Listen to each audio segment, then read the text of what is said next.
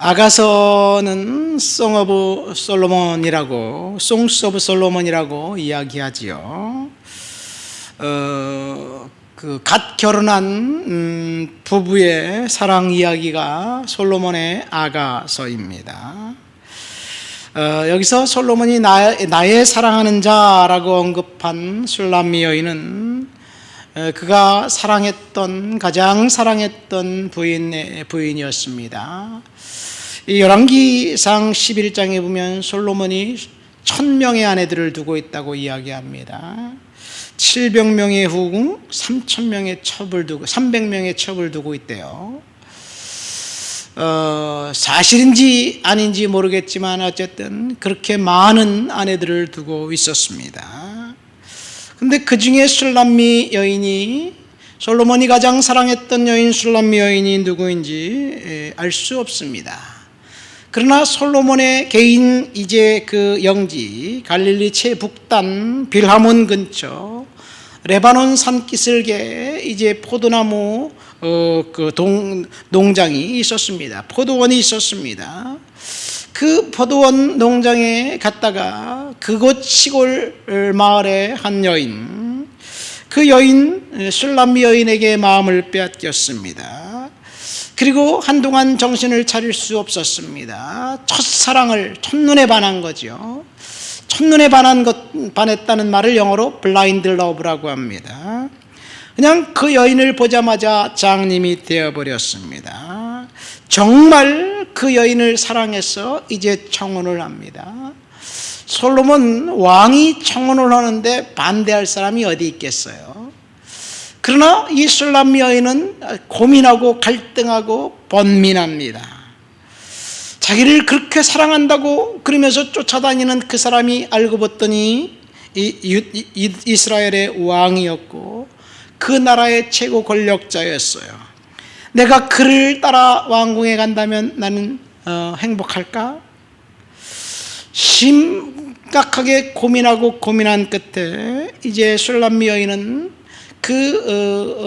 솔로몬의 청혼을 받아들입니다.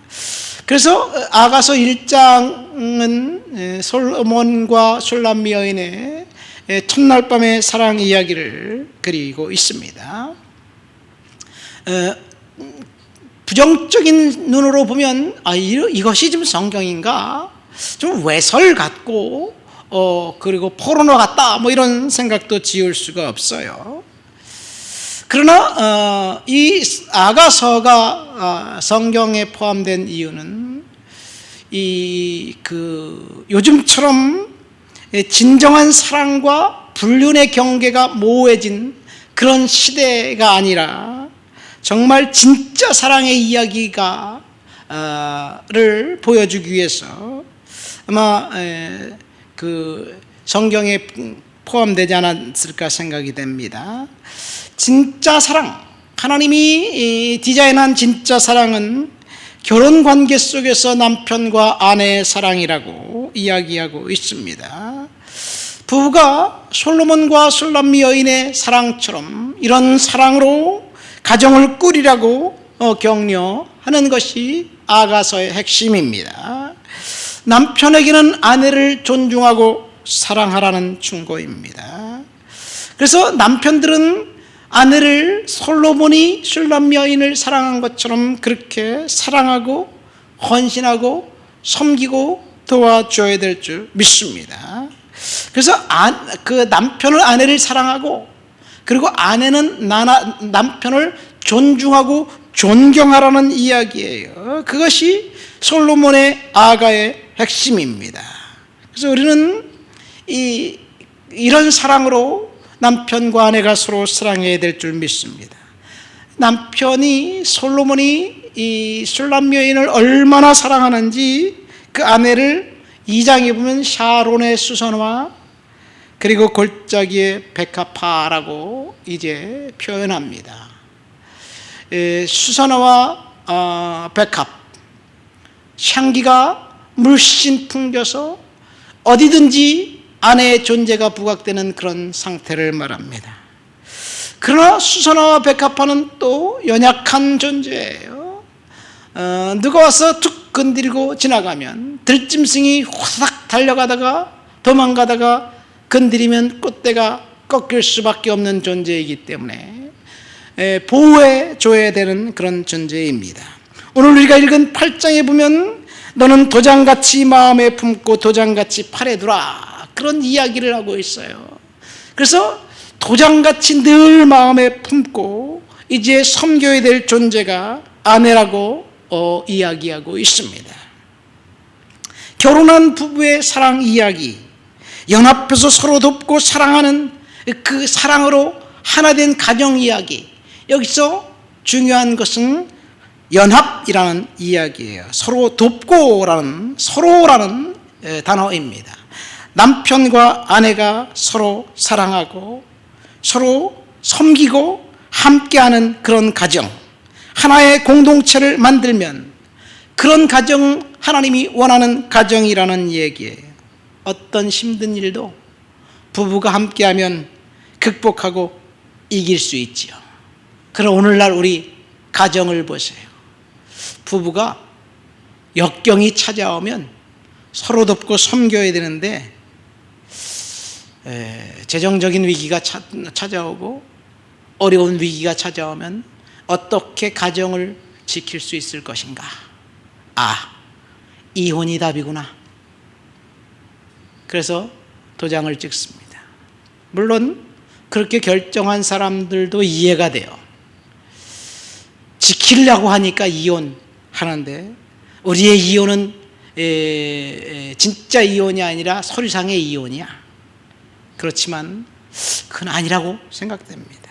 서로 연합해서 힘들고 어려운 상황을 이겨나가야 될 줄 믿습니다. 남편은 요즘 부부 사이에 남편은 돈 벌어놓은 기계, 그렇게 생각하는 사람들이 많이 있는 것 같아요. 남편이 세상에 나가서 얼마나 힘들어하는지, 얼마나 아파하는지, 이 돈을 벌기 위해서, 가족을 위해서 얼마나 희생하는지 한번 생각해 본다면 아내가 남편을 좀 이해할 수 있지 않을까요? 남편은 아내가 집에서 혹은 직장에서 어떤 고뇌를 하고 있는지, 어떤 고민을 하고 있는지, 무엇 때문에 절망하고 무엇 때문에 화가 났고 무엇 때문에 뾰루퉁해 있는지 전혀 신경 쓰지 않는 남편, 전혀 모르는 남편, 배려가 없는 그 남편과 살고 있는 그 아내는 행복할까요? 상대방을 돌보고 섬기고 함께하는 것, 이것이 이 솔로몬이 말한 가정의 이야기예요. 그런데 사실은 이것은 남편과 아내의 사랑 이야기에 비유한 하나님의 사랑 이야기입니다. 하나님이 얼마나 성도들을 사랑하고 있는지, 얼마나 성도들을 하나님께서 보호하고 계신지, 너무너무 그 사랑이 너무 크기 때문에 십자가에서 흘린 보혈로 자신의 아들을 죽기까지 사랑했던 것이 우리의 모습입니다.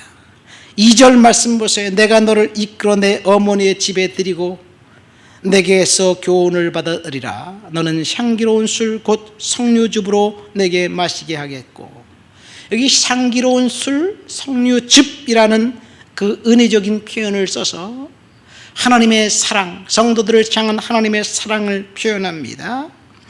3절 말씀에 보니까 너는 왼팔로 내 머리를 고이고 오른손으로 너를 안았으리라. 하나님이 이렇게 성도들을 사랑한다는 이야기예요. 얼마나 사랑하는지 4절에 보니까 내 사랑한 자가 원하기 전에는 흔들지 말고 깨우지 말아라. 하나님의 사랑입니다. 하나님이 사랑이 너무 크고 깊어서 도장같이 마음에 두고 팔에 새겨두라고 이야기하고 있어요. 그리고 하나님의 사랑이 8절, 6절 말씀 보니까, 하절에 보니까, 하번절에 보니까 사랑은 죽음같이 강하고, 하나님의 사랑은 죽음같이 강합니다. 그 사랑의 그 배반한 그 사람들을 향해서는 질투는 소울같이 잔인하며, 이것이 하나님의 사랑의 표현입니다. 하나님의 사랑을 거부했던 유대인들은 유다와 예루살렘은 결국 멸망당할 수밖에 없는 것이 죽음같이 강한 하나님의 사랑, 질투, 스올 같은 하나님의 질투 때문에 그래요. 우리가 하나님의 사랑을 알고 느끼고 그리고 하나님의 사랑 가운데 오늘도 살아가시게 되시기를 예수님의 이름으로 축원드립니다. 예수님의 십자가에서 흘리신 보혈, 그 사랑의 은혜, 그 은혜 가운데 우리가 오늘도 승리하게 되시기를 예수님의 이름으로 축원드립니다. 하나님 아버지 감사합니다. 오늘도 주님 앞에 나와 주를 높여드리고 주를 찬양합니다. 하나님의 사랑, 죽음같이 강한 하나님의 사랑, 그 사랑, 십자가에서 흘리신 그 보혈의 은혜, 날마다 오늘도 그 은혜 가운데 살 수 있도록 도우시니 감사합니다. 예수님 이름으로 기도합니다. 아멘.